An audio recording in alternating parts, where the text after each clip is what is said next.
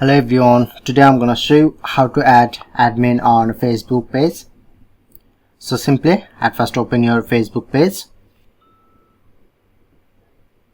click on to profile, click on setting icon, scroll down, then you get page setup, click on to page access,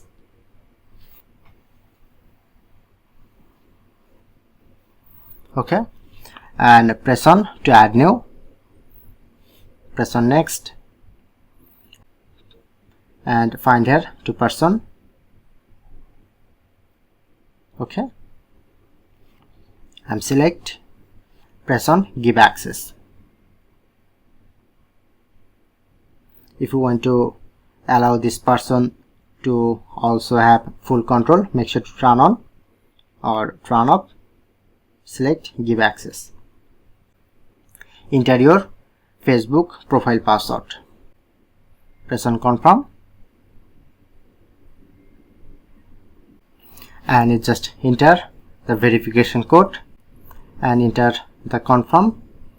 Then when this person accept your invitation, then successfully add page admin.